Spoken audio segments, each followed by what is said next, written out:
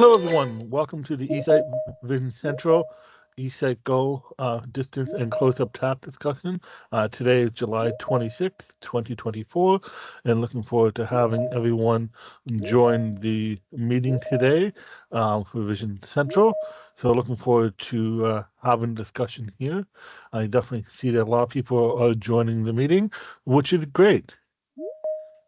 So just to start off with the agenda, first we're going to talk about some introduction and housekeeping, and then also I'm going to refer to the eSight Go MSRP, just so everyone is aware for when the eSight Go is coming out, what the cost of the Go is going to be. And I'm going to cover the candidacy for those who are interested in getting an eSight Go, what makes a good candidate for an eSight Go user. And then I'm going to be discussing the eSight Go distance and close-up task with the various coaches, and we have some subjects that we can talk about with the eSight Go. So this is live, so things might happen. The So things might happen. To raise your hand at the end of the meeting, you want to press Control-Shift on your keyboard and PC Command-Shift on a Mac. This session should only take about 30 to 45 minutes. So, the eSight Go MSRP, the MSRP of the eSight Go will be as follows. The MSRP of the eSight Go for the US is going to be $4,950, and for the Canada, it's going to be $6,600. And candidates for eSight Go, so this is just very kind of high level candidacy for eSight Go. If you have a specific condition or have specific concerns, I would recommend definitely calling in and speaking with someone directly about it. Coaches aren't really skilled at knowing all the different conditions and all the different issues that can affect someone's eyesight. So we're not the ones that it would be good to say have that in the discussion of someone's visual acuity or peripheral vision and so forth. But there are some kind of high level things that we can, just make everyone aware of on this call, if those that are curious. So eSight Go is recommended for those that have an acuity of 2080 to 2600.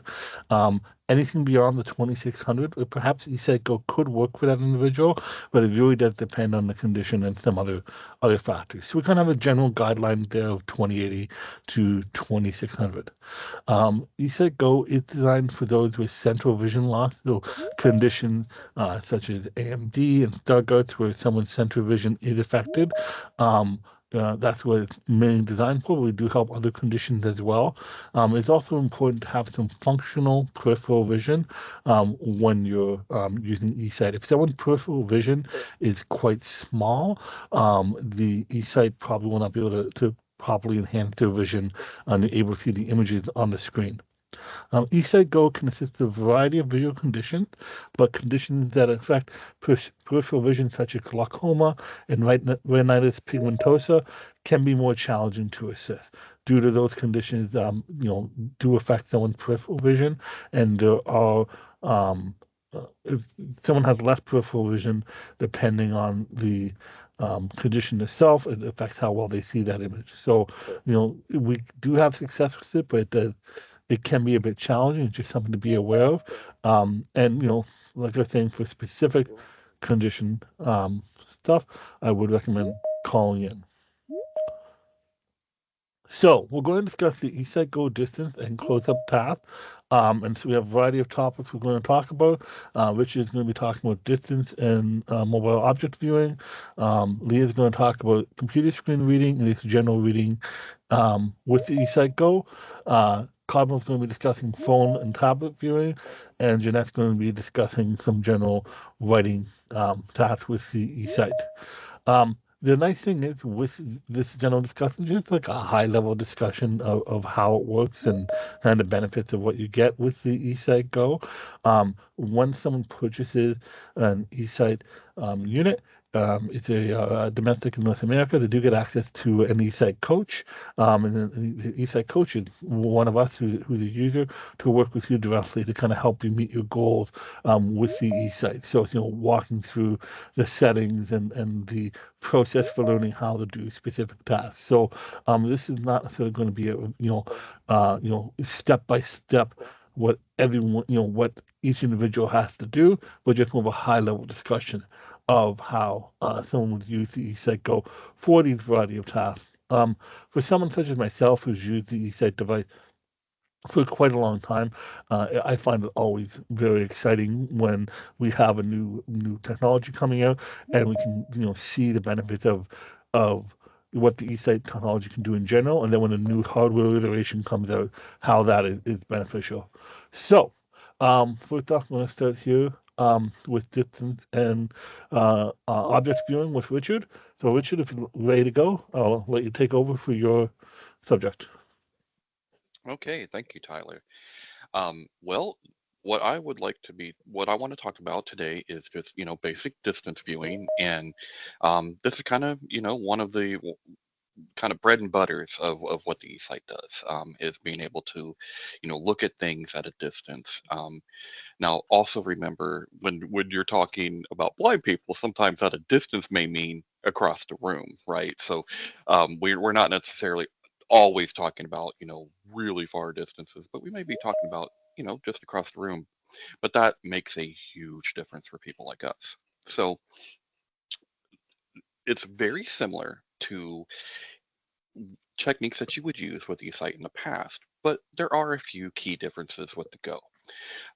Number one with the Go is we do have camera stabilization, and that is a real it's a real addition to the kind of image quality that you see when you're looking at a distance. Sometimes you're using higher magnifications, things like that. The camera stabilization will help hold it steady. That's something that we haven't had in the past, where the higher magnification you would see a little bit more jerkiness. Now that's very it's much smoother than it used to be.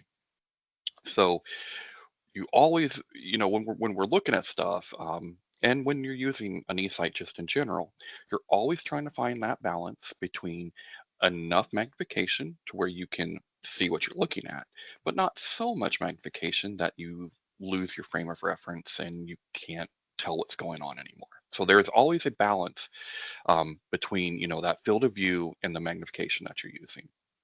So when you first, put your eSight on, and let's say you're outside at a event, you're at a sporting event or a race or something like that. Things are moving. One of the things that I always do is I'm going to start at minimal zoom. I want to maximize my field of view so I can see where the motion is, either on the field or the track or what have you. Once usually I'm able to locate that motion, right? I can't necessarily tell what's going on, but I can see there's something going on over here. Once I have that, then I can look and I can begin to zoom in. Now I have the object that I'm looking at, I'm making it bigger, and I'm trying to track it, which is much easier with camera stabilization. So as it is going, from one end of the court to the other or around the track, I'm able to stay with that object. Um, Now, a perfect example of this is like last night, I was at my daughter's riding lessons, and this is a big, indoor, whatever you would call it, for horses to go around. So it's pretty far. I can't see her at the far end of it. So what I'll do is I generally will set up with a set kind of magnification where I'm most comfortable, where I have the best balance of all. But as she would come around, I would adjust using my buttons on my left arm. The second and third button back are your up and down for your zoom or your contrast or whatever you need to take up and down. So as she would come around and as she was walking away from me, I would add another zoom level. And she'd get a little bit further, she'd be smaller, I'd add another zoom level. Um, And that way I was able to track her all the way to the very, very back. Um, Now, for you, you may want to find a zoom level and just kind of leave it there and deal with them as they get a little bit smaller and then knowing that they're going to get a little bit bigger. But I kind of like to do it actively and kind of follow it and add that zoom as I go. Um, so that's kind of a little bit about that. Now I want to kind of talk about using some of the tools in the eSight that can kind of help you get the best image possible. So we've talked about zoom and we talked about that magnification and how that interacts with your field of view. Your field of view on the Go is slightly bigger than it has been in the past. So that's great. Um, but another tool that I don't want you to forget about, because this is a tool that you'll use with everything, right? You might use it with reading, you might use it with distance, but something, if you're looking, say that you were trying to zero in on a sign or something, it's a very bright environment. You're having trouble kind of making out some of the stuff. At that point, I would recommend say, well, let's switch from zoom to contrast. And the way that you're going to do that is just to hit this mode button, the very first button. You would just hit that one time. Now you're in your contrast. Now you can add, using your up and down buttons right behind that, more contrast or less. A lot of times, if you increase your contrast, yes, it will diminish the color, but it will make it much more pronounced and will allow you to see it much better. I find that helpful. Like I said, different conditions, different kinds of signs, um, versus like a white and black or a yellow um, and red, different things like that. You can try that contrast to help, um, get the best image you can. And remember, it's always a work in progress. You're always trying to get that best, that best image. There's no one exact way to do it every single time. You will develop those techniques for yourself that seem to work for you best, but you want to be open to, you know, to making those adjustments.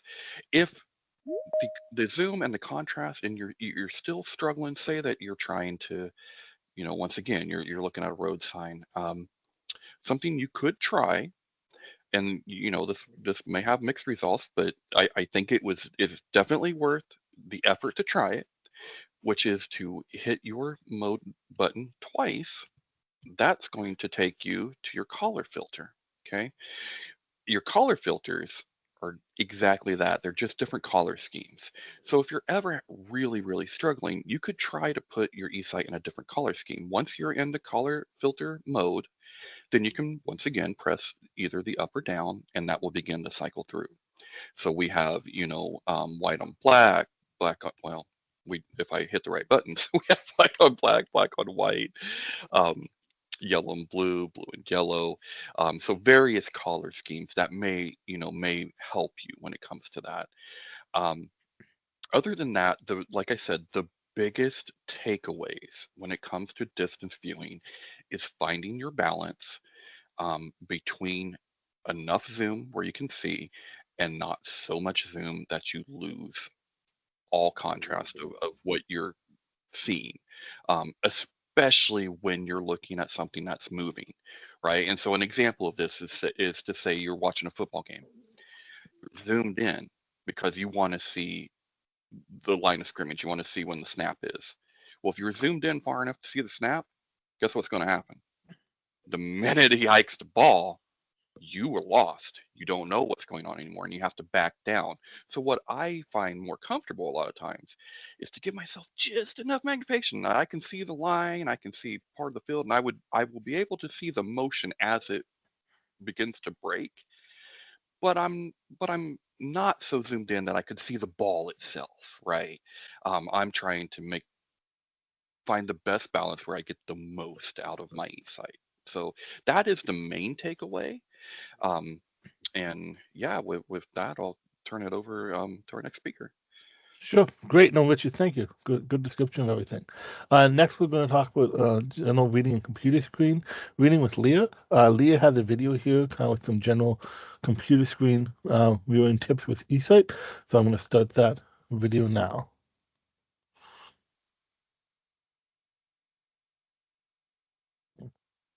today we're going to be talking about the computer, laptops, and reading with the eSight Go. Full disclosure right now is that I have my phone taking the video in between me and my laptop, so it's a little bit further away than what I like, so I'll try to do as good as I can with it.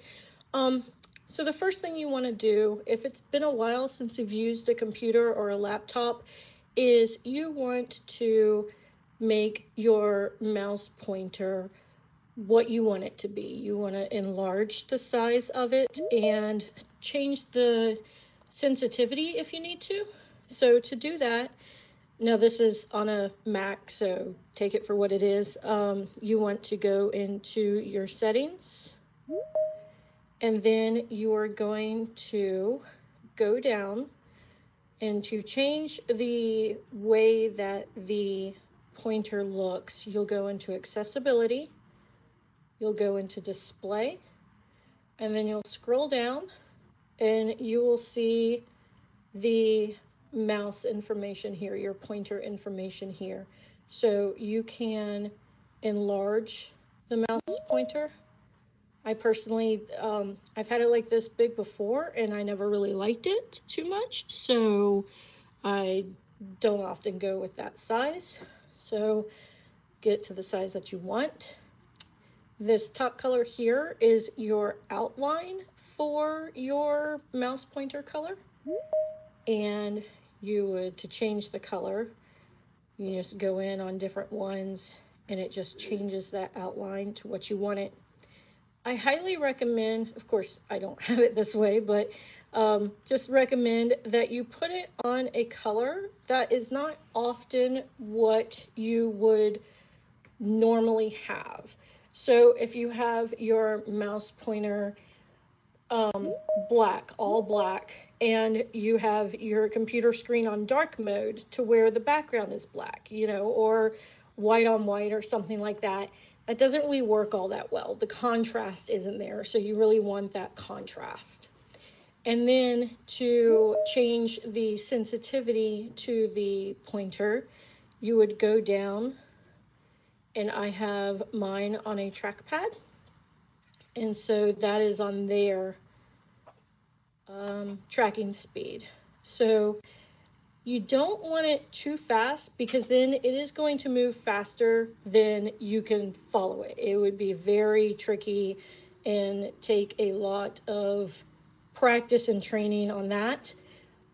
Same regard to too slow. Your hand will just feel like it's moving faster than what the pointer is. In a sense, that's what it is doing. So you really want to figure out where you want it at and the kind of sensitivity that you work with best. So then you go up, close here. Now, outside of mouse pointers and stuff, one thing that I do love is my keyboard is a Bluetooth keyboard that I can type on. I can't stand laptops, so I don't do good with typing on the keyboard of a laptop. I'm just not used to how close the keys feel and everything. So I have my own keyboard and that works out really well. I can touch type. I don't need to see what I'm typing in order to type it. So, but it does help having a keyboard that is comfortable and that I'm used to the layout of and everything. So now that we've got our pointer figured out and stuff like that, the way that I use the eSight in conjunction with a computer screen, laptop, anything like that, is that I will zoom in, or first I will adjust the tilt if I need to, and then I will zoom in to what is comfortable for me to see, and then I will go from there. So if I can't find my mouse, because you do lose that field of view when you zoom, I will use my natural vision without really being able to see anything. I can't see these words through here. I can't see that from where I'm at. but I can see my mouse. Nice big pointer, bright colored, stuff like that. So I will take it to the first part of the sentence of the paragraph that I'm looking for, anything that I can use as a marker, and then I will go down to the words themselves and I can find my pointer. Now, if I plan on using the pointer a lot, then I will follow with it. So eSight Go, the most advanced vision enhancement solution. So I sort of move my head with the mouse, with the pointer. If I'm not planning on using it, then I'll just leave it in a spot and then I can scroll down with the screen and again put it to the start or as close to the start of the paragraph that I think it is, and then find that paragraph and find the mouse as well. And same thing if I want to switch tabs or anything like that. I just sort of use my natural vision to take the mouse up to where I think it should be, and then I will find it with the eSight and I will just fine tune the movements that way. So that's how you would use it for a computer slash laptop. With reading a book, a lot of it's the same thing. And you really want to go back, if you're not used to reading a book, you really want to go back to the basics. You know, when you're a kid or you have children and you're teaching them to read and you follow along with your finger, you know, just like we were doing with the mouse earlier, is following along, using our finger with a book to mark the spot. As you get better, you don't need it, or you can even get a note card or something to sort of mark where you're at below that, so that way you can keep track of it. So now we are on that first line. Our innovative wearable devices, assistive device, or electronic glasses can help people with significant central vision loss. So we can sort of see where we're going and where we've been using note cards or a ruler or something to that effect. Eventually, you can get good enough to where you don't need that effect, but it does help, and just go slow with it. It does take practice, especially if it's been a while, and just be patient with yourself. Thank you. Great video, Leah. Thank you very Thank you. much. Anything more to add for general reading? You should be aware of. One thing I was thinking of just for reading is that if someone's starting to read with the eSight, any of the eSight, recommending having larger font when you're starting to read, getting used to the technique of reading, and then slowly decreasing that size of font. So sometimes someone might be, very excited to read newspapers again, Yeah. but newspaper font can be very small compared to, say, the fonts inside of Reader's Digest and so forth. So Yeah.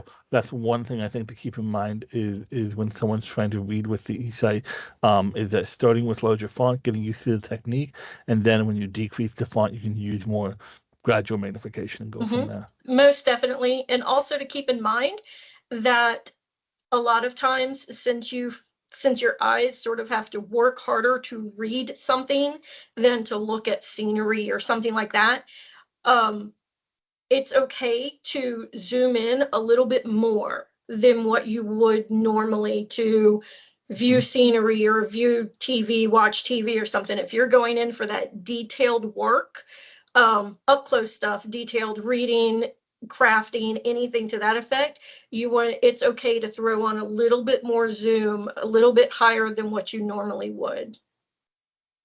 Well, perfect. Excellent. Okay. Next, we're going on to phone and tablet viewing with Cosmo to have that discussion. Alrighty, so I've got some words up on my iPad right here, and I'm viewing this through my phone, not the Go right now. But so with my naked eyes, this is the size font I would need to be comfortable, but it's not ideal because you have to scroll quite a bit to be able to move across it. So if I'm going to do some serious reading on my iPad or phone, I like to decrease the font so that I can get it all on the page. If I were going to read this with my naked eyes, I'd have to get this close and it would still be a struggle. So that's where the eSight comes in. Now, if you're trying to view some text on a phone, tablet, or computer, I find it helpful to dim the brightness a little bit because sometimes the camera is a little overwhelmed by the brightness of the screen. So here on an Apple device, I can go to Control Center, and I like to bring my brightness down to about 30%, 1/3. And I find the camera has a lot better time reading the text. And so now I can get all the text on the screen at once. And then with the eSight, I zoom in and I find scrolling through the text with the eSight a lot easier than constantly swiping and scrolling on the screen. Let's see. That's the big tip, is to dim the brightness on the device you're looking at. Same goes for TV. If you find that things look a little washed out or fuzzy, adjusting the brightness can often help. Glare is another thing. If you get some significant glare on the device you're looking at, that can give the camera some trouble. And if when you're at the top or edge of the screen, if you find that maybe the camera is focusing beyond what you're trying to look at, then getting something behind the screen, maybe a bigger book or something like that, or laying it down flat, that can help. The eSight Go has a great feature called the digital tilt. And with that, you can tilt it up or down digitally, so you don't have to move your head. So if I am sitting here in my chair and I want to put my eSight on my lap, I do not have to crane my neck down at an uncomfortable level to be able to read it. I can have my head looking almost straight ahead, and then the eSight can tilt down. I think it's 12 degrees, Tyler. Does that sound right?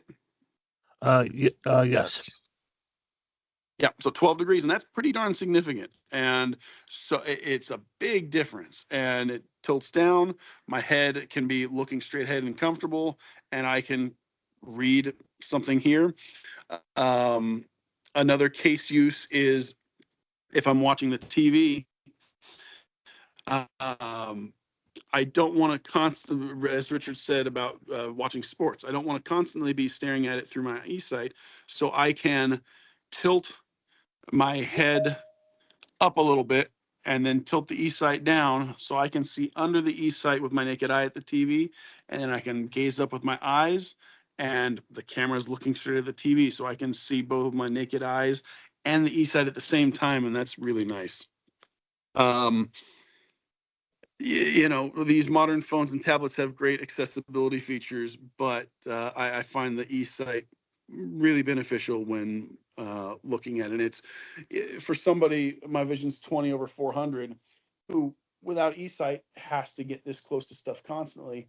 It's such a liberating feeling not having to hold a phone this close to my face and being able to do everything at a quote unquote normal distance. It's a really nice feeling. So definitely worth exploring once you get your hands on an eSight. Very nice. Thank you very much, Cosmo. It's great.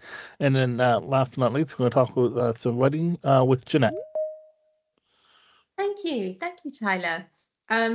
So really building on also what everybody has said, but especially Leah and the reading and also Cosmo, you know, talking about the tilt feature that we have on this eSight, the electronic tilt. That's going to be a feature that I think you're going to find particularly useful when you're writing with eSight. Matter of fact, just last week I was writing a card for a friend of mine who had a baby shower, and I just found it so liberating to be able to just use my eSight Go and pick up a pen and just write the card rather than having to sort of ask either somebody else to write it or write it and struggle to see what I'm writing because it's just, you know, I have to write fairly large. It's wonderful to use the eSight for that. So a couple of things really. I find that the distance at which you put yourself from the the object that you're writing on, whether it's a piece of paper or a card or a form that you're signing, is going to be quite important for you. So that, as well as the amount of zoom that you're going to find, you possibly need to experiment with the zoom in order to find out what your ideal level is.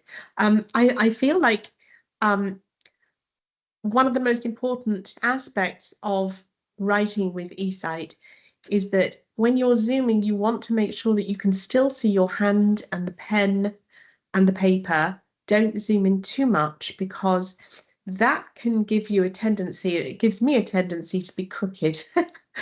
So when I'm writing, you know, you can sort of lose your perspective if you're zoomed in too much. So I would say make sure that you can zoom in enough where you can read what you're writing, but not too much. Okay, so that's something that's quite important.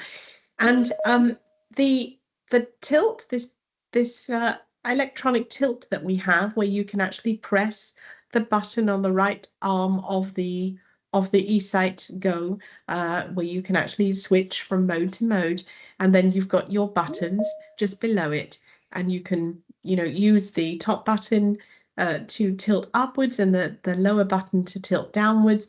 And it's wonderful because you don't have to use as much head movement as you would if you didn't have that feature. All right, so that tilt is very, very handy as well. Some people may find that either contrast helps them, or the filters may even help. Sometimes if you have a pen, for example, like I've got a metallic looking pen here, and I find that when I write with this, the reflection of the pen can sort of throw me off a little sometimes. So I find that if I use grayscale, for example, if I have to use a pen like this for whatever reason, and I use grayscale, that seems to minimize the reflective surface. So that can even go for like reading credit cards. If you have a shining credit card, I know I'm talking about writing, but just while I'm thinking about it, if you have a credit card that's shiny, maybe a silver one or a gold one, or, you know, a card with different, you know, metallic looking numbers on there, you find it difficult to read that, and also you're trying to sign the back of it, and it may have a lot of reflective surface. You may find that using grayscale can minimize that, and it can also necessarily help you with your writing as well.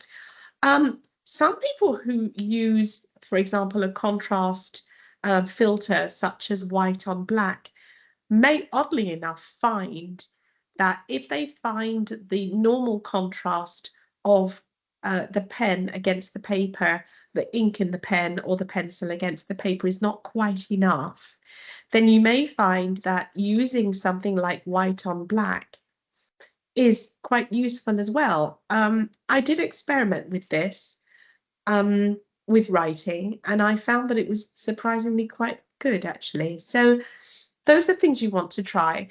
Another tool that I find is wonderful for writing is a gel pen, GEL. I don't know if you've heard of these. They are sold in normal, I would even say you can pick them up in a grocery store, or you can go to somewhere like Office Depot or another stationery store. And these gel pens are slightly thicker, excuse me, these gel pens are slightly thicker than your normal pen, but they're not as thick as a Sharpie. So you can write neatly, and you can write in a nice size writing that you like, nice and small and neat, without the writing smudging, okay? But you can see it because it's got a slightly more contrast. As far as I'm aware, there are a couple of different thicknesses that you can select from these gel pens. I think you have a fine, medium, and then bold. And the bold is typically numerically represented by 1.0. So if you go into a store and you're looking for a gel pen, I would maybe look for the 1.0 or maybe the 7.5. which is or 0.7, I think, or 7.5, depending on the manufacturer. You may find that the slightly bolder gel pen is good for you. And again, it's not a Sharpie, so I like that about it. But at the same time, it gives you that, that slight contrast that you might be looking for. Some people use a writing stand. I don't happen to have one here with me, but I have seen them. And I used to use one many years ago. It's a sloping, it's like a plastic stand that you put on your desk, and it slopes. It starts high and then it slopes down, and it's got a little sort of shelf at the bottom of it, rather like a reading stand, except this one is fairly solid. And you could pop a pad on there or pop a piece of paper on there, and it brings it slightly closer to you. Now, with eSight, as has been mentioned, and as Cosmo has mentioned, you don't necessarily need to put your face real close like you would if if you're low vision like I am, and you really can't see what you're writing normally. With the eSight, you can use the zoom to compensate for that, and it brings the page or whatever it is you're looking at very close to your eyes. But at the same time, if you do decide to look for a writing stand, that can be quite handy as well, just to bring everything that much closer to you.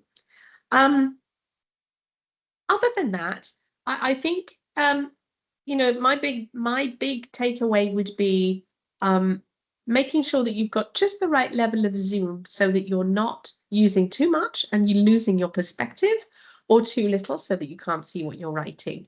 And then your proximity to the page that you're writing on, I would say, maybe 6 to 8 inches away is probably fairly good. And also, you may want to go into a store and buy a slightly thicker lined, if you use lined paper, for example, you may want to look for a writing pad that has slightly bolder lines on there. They do have those. They even have fairly, mainstream notepads with slightly thicker lines that you can experiment with. However, if you go on Amazon, or if you go to Maxi Aids or another retailer that has specific low vision products, and Amazon has some of them too, you can get thick lined paper, which is very, very good as well. You can also buy a writing guide from some of these low vision providers, or even Amazon or another retailer. And it looks a little bit like a card, a large card that you can open up. And on the front of this card, you've got a series of lines that go from top to bottom, and they are elasticated. And if you open up that card, you can pop your paper inside of the card, close it, and then you've got these tactile lines on the front that can guide you as you're writing. They can guide how straight you want to be, and you don't have to necessarily use lined paper. So that's another option for you. There are many, many low vision tools out there for those people who, you do want to handwrite. I know it's not something that one does very often anymore, but nevertheless, it's something that we mustn't forget. And I think just experiment. There are many, many tools out there, and eSight is a wonderful tool that helps us to keep mainstream, I would say. I mean, before I had the eSight device, I was totally dependent on these low vision products, which are wonderful. They have their place. But the beautiful thing is, now that I have my eSight, I could just go into the doctor's office, or I can go somewhere else. I need to sign a form, or I need to do something, pop my eSight on, position myself, and just write away happily and read what I'm writing as well. Excellent. Great. Thank you, Jeanette. Wonderful discussion on writing and the eSight Go. And next we have a few minutes. If anyone has any questions, they can We've raise a got hand. Wally has their hand up. I'm going to unmute you or allow. Nope. Okay, it looks like they already are on mute. So go ahead, Wally. Go ahead. Let me see. Hold on. Sorry. Well, I'm saying the mic is good, but you might still be muted, Wally. So you'll have to check on that.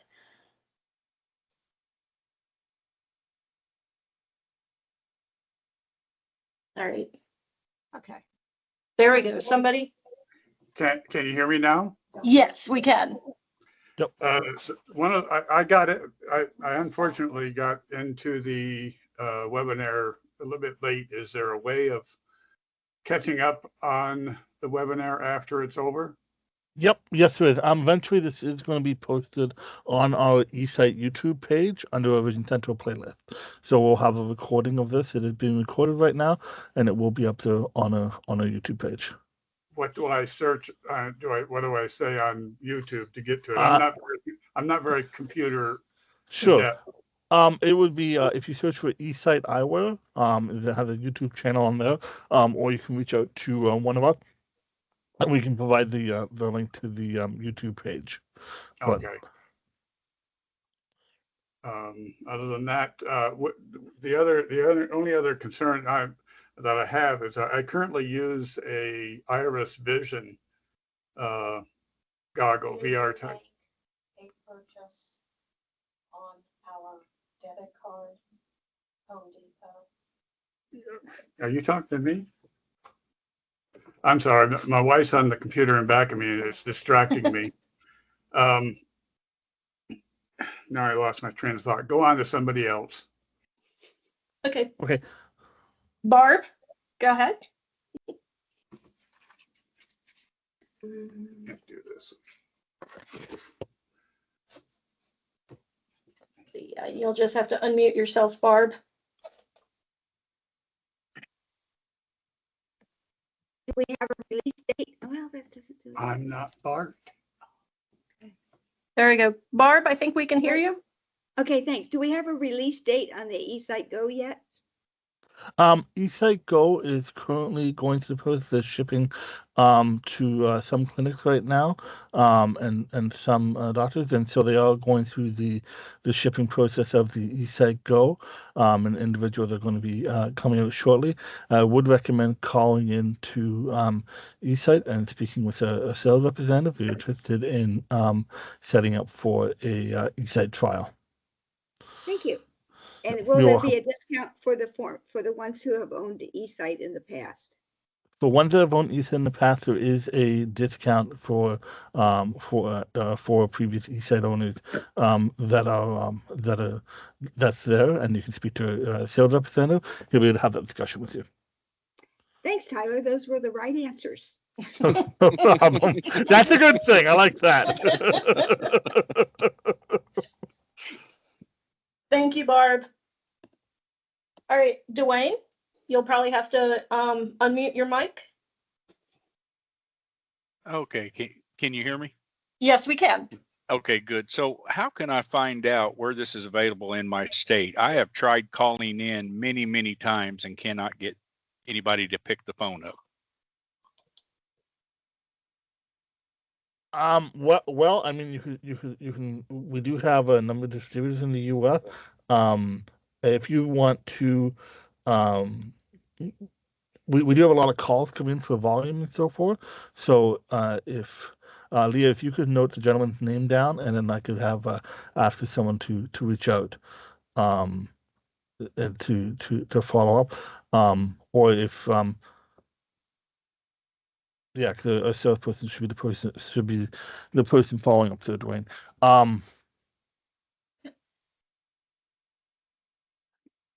Have you left a message? You've left messages before, I take it, sir, correct? Yeah, I have. And then I've tried calling numerous times and even filled the contact form out, and I've not been contacted either. So.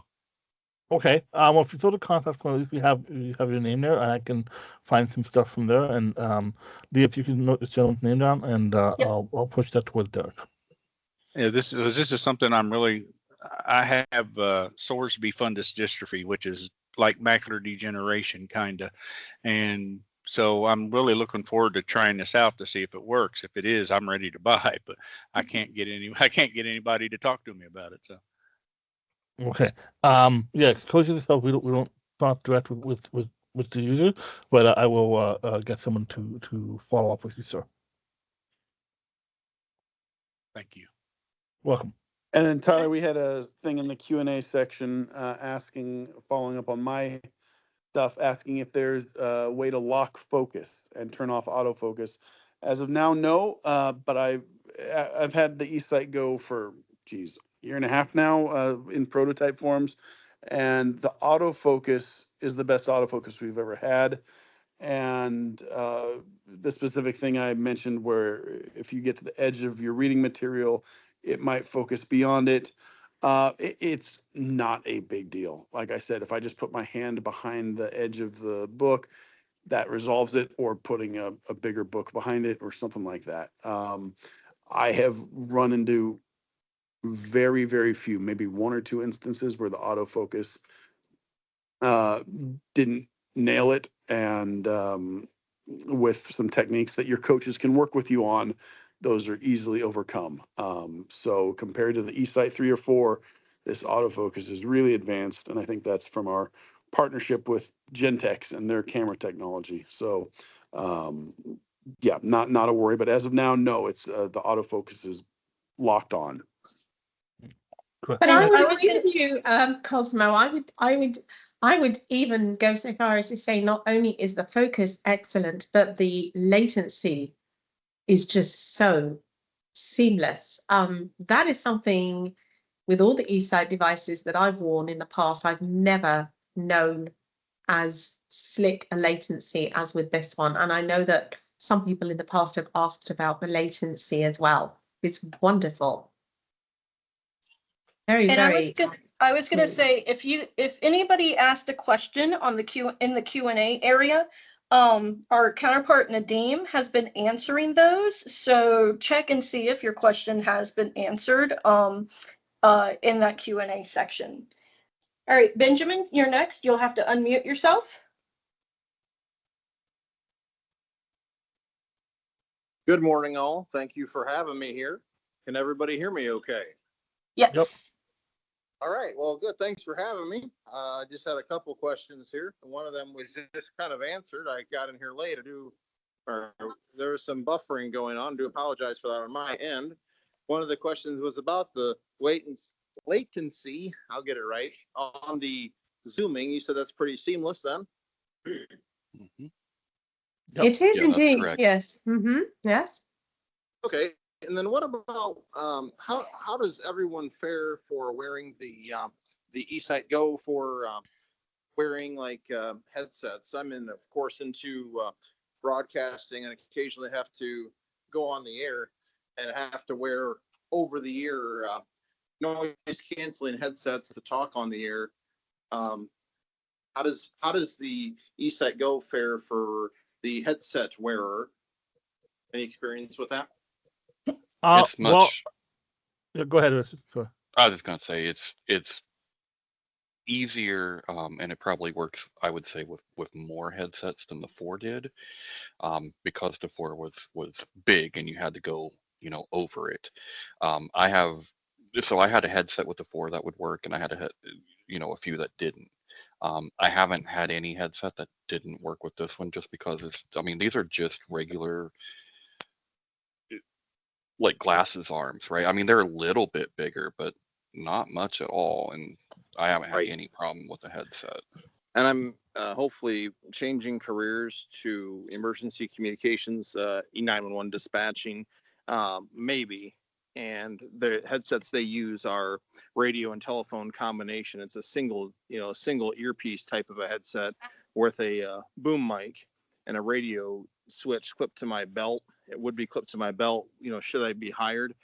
There again, could that easily go over my head and then into my ear? With the Go then would accommodate that as well? Then do you feel as well a single boom headset? Yeah, I wouldn't see any reason why it wouldn't work. It's not something that I personally tested, but I wouldn't. I can't think of a reason why that wouldn't work. There's just nothing to really get in the way. Right. Can anyone else, any of the other coaches? I don't think that there would be anything to really get in the way. No, I think if they would. I've worn I'm sorry, Leah, go ahead. No, go ahead. You have more experience with it than I do. Go ahead. Okay, because I am in my recording studio, I have worn actually a headset and a mic with the eSight Go.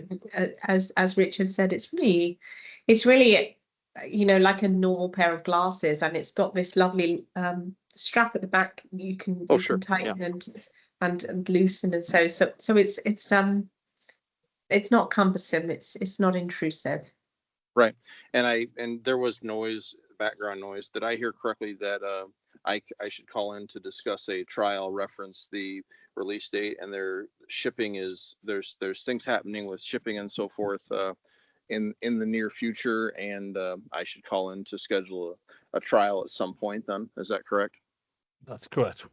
Okay. I'll get that started ASAP. Well, thank you for your time and understanding with all this. And I certainly am appreciative. Most of you know who I am, and I've been a long time user of this, and it's been a definite game changer. And I'm ready for this, and so is everybody else that knows me, and my community's been supportive. You guys have been supportive, and I can't, what more can I say than thank you to all of you for what you've done for me over the years.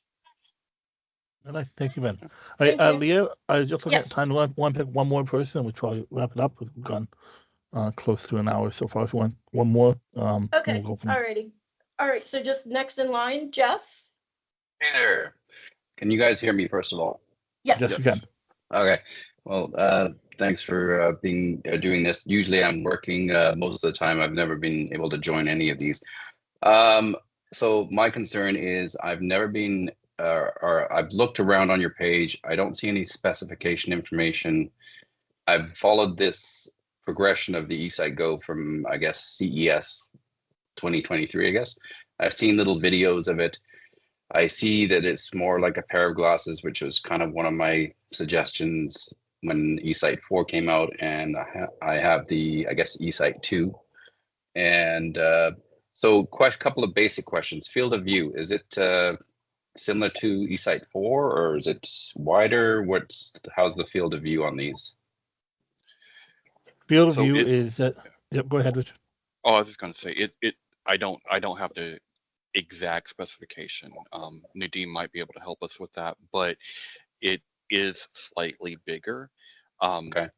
As a user, right? I'm speaking as just someone's been using it. It feels like a bigger difference than it looks like on paper.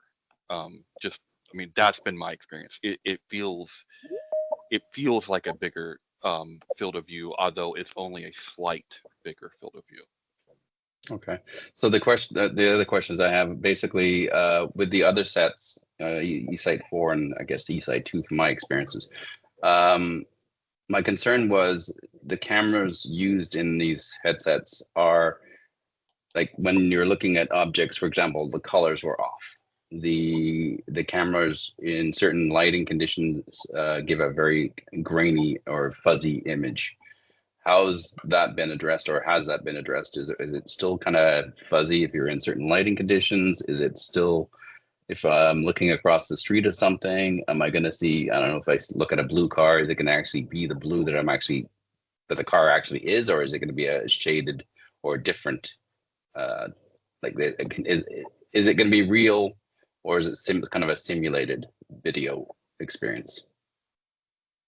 It really depends on the ambient light conditions. For example, I took mine to a Los Angeles Dodgers game, and there, with the bright stadium LED lights, that makes the baseball players' uniforms a lot brighter white than they actually are, and it can wash out some stuff. And that's any camera. If you zoom in with your iPhone, it's going to look very similar. And if it's a very dark, any camera is going to look possibly a little grainy. So if the lighting conditions are good, like I'm in my living room right now, the colors are true and you won't see much graininess, but it is a digital zoom.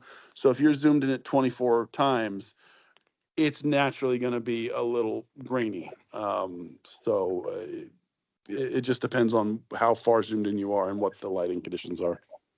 Yeah, I'm very familiar with cameras, but I checked out, we're in Canada here, so West Coast, and I checked out Apple Vision Pro the other week. and to see that. Now we're just talking about chalk and cheese in terms of the type of technologies, but the actual field of view, is this getting more to reality is what I'm saying, kind of saying, in terms of wearing a pair of glasses, more or less putting them on, and then depending on your vision. I mean, my vision, I can see everything quite clearly around me. I can see across the street, kind of thing. It's just for things like reading signs, and maybe I want to check an address. Maybe I want to read a menu, but I don't want to have to taking my glasses on and off to do that. So I want to be able to get around, walk around. I want to be able to pick up a book, read a sign across the street without actually having to decide whether these glasses are going to work. I mean, I'm looking for. Like I said, I've been following eSight since its inception, and hoping that these would come out, and hoping these are the best that eSight has ever produced.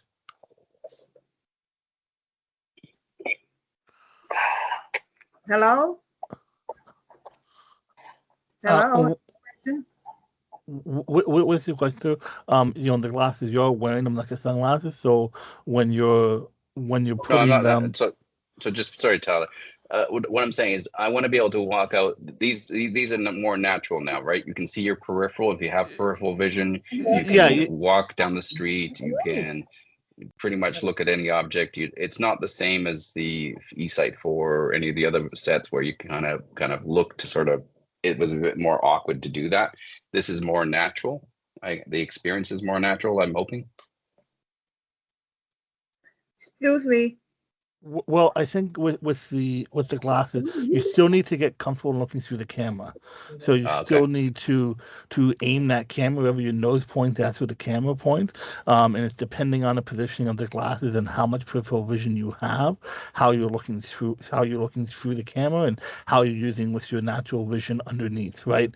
So if someone has a limited peripheral view and they're more limited to the camera view when they have the glasses on, then it's going to seem differently. It's a matter of getting used to aiming that camera, looking with your eyes into the screen, and say what you're trying to do. But you are still using magnification and using contrast there to see that street sign, right, or to see that address number on a house. Natural is not the word I would ever use for eSight from my view, because I'm always enhancing my vision with the magnification and with the contrast. So it's a learning curve is my way of describing it, and adjusting it from there. I think with the stabilization of the eSight that's in the eSight Go, I think, since you've used the previous eSight product, you may be familiar with, if you zoom in, you might have had a bit more of that bounce, right? The more magnification you use, the more bounce that you're kind of dealing with and trying to aim. I find the stabilization makes that go away. And so it's like, okay, I'm looking at a sign, I'm just tilting my head up, aiming the camera and zooming in at it for what I want to see, and then it's much more comfortable to do that. So that's and real quick, it's not there. Excuse me. I know we're running long. You mentioned peripheral. Hold on, ma'am. You mentioned peripheral vision, and that is one thing that sets eSight apart from the VR style goggles where you have zero peripheral vision. I really appreciate with eSight, it's here. I have plenty of vision underneath and to the sides, so I'm more in touch with the world around me. So in that regard, it does feel more natural because I can see my keyboard, my hand on my keyboard when I'm going. I can find with my naked eye my iPhone and then bring it up. So that feels more natural to me.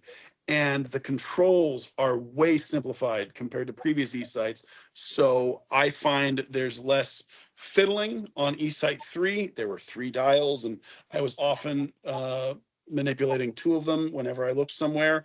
Now the head-mounted controls are so well made, and it's simple. And I'm just finding the right zoom level, and I'm good to go. So in that regard, it is more natural and easier thing to. And the fact that when they boot up really quick, if you unplug them and they go to sleep for up to 8 hours, when you plug it back in, it boots up instantaneously. That's a huge deal, because with previous eSights, if my little 4-year-old came over and said, "Hey, Daddy, read me a book," a little kid book that's going to last 2 minutes, okay, let me go into the office, power on the eSight 4, wait the 60 seconds for it to come on. The eSight Go really is a on-the-go device, and it's easy to pick up and turn on and use it for a minute and then put it back down. It's not a hassle, I found. Well, good luck with the launch. Like I said, I hope to see the specs put on the website sooner rather than later, so I can sort of make that decision based on that. But I also would like to see them. I'm here in Vancouver, for example, and I don't know who the local distributor is or who's going to be demoing these. But either way, I'd like to see that as soon as possible. Like I said, I've been following this company since the beginning, and it's like I am excited, and I want this to happen. I want this to be successful. And you'll probably want to call in and arrange a question. home trial when you have one. Hello? yeah, Hello? okay. You got somebody else that wants to speak, so I'm Wait a gonna let you second. go. Thanks, guys. Okay, thank you. A few seconds Thanks ago. a Thanks. Okay. Okay. What I want to know is, I have that. Mr. Powell here has the eSight. I mean, the eSight 3, and he's looking to upgrade it. Is there like what can you do to upgrade to the Go, or is there like a technology in place for an upgrade, or what's the process for that? Is there a discount or what? So there is a price discount for the eSight Go. For someone looking to upgrade, it might like to be to call in, speak about, so it'd be there's a purchase price for the eSight Go, and then for having a previous version of the product, there is an upgrade discount for that. But we'd recommend speaking to our salespeople for that, and then you'd be getting the new device that way. I'm sorry, you said what would you have to do now? You said there's not a price discount, but there's No, there's a price discount for there having is previous. a price discount. There is. Okay. Yeah. Okay, and I have another a real quick question about the USB. I did ask in the chat, but I didn't see a response for the cord, the USB cord for resetting the device. That cord, how do I get a replacement? For an eSight 3, there is no replacement cord for the device available for the eSight 3 unit. eSight 3 units, currently we don't have parts for repairable. Now, when you mean USB, I mean, are you talking about the cord between the device and the headset, or are you talking about a charging cable? Between the computer and the device, so that you can see, reset it.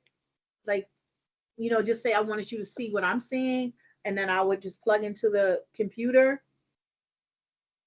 So if it's a cord for seeing what she's seeing through the device, that'll be sound like an HDMI cord. That could be there's an HDMI port on the eSight 3, and it can be connected. It can be connected that way. Okay, where can I get that cord? Tyler. Mm-hmm. That is an HDMI to micro HDMI, correct? Yes, that is correct. Okay. So you'll need, ma'am, you'll need a HDMI to micro HDMI, and I would probably just search on Amazon. HDMI to micro? Yes, HDMI. Okay, got it. Thank you. Okay. All right. Well, Tyler, real fast, can you go over the price for the Home X? I don't have the number right in front of me, just the top of my head. I'd recommend when calling in and speaking with Derek. Okay. For that, yeah, to sales representative Derek. That I think I want to be cool, but I think it is $250 US. US, yes. And then but it is free if there's a physician's referral. There's that. That's correct. Correct. Okay. So, Lauren, that should answer your question. So $250 for US price for the Home X trial. If you get a physician's referral, there is no price for it. I Okay. was trying to remember the price in Canada for the Canadian people who were on here, but I can't quite remember. Yeah, it's on my head. No. All right. So, thank you everyone for your questions and appreciate that. Would recommend calling in, with questions and so forth. Interested in the trial and so forth for the eSight Go. And thank you everyone for joining, this, month Vision Central, and looking forward to seeing you next month. Thank you very much, everyone. Thank you, everyone. Thank you. Thank you for Bye. joining. Bye-bye.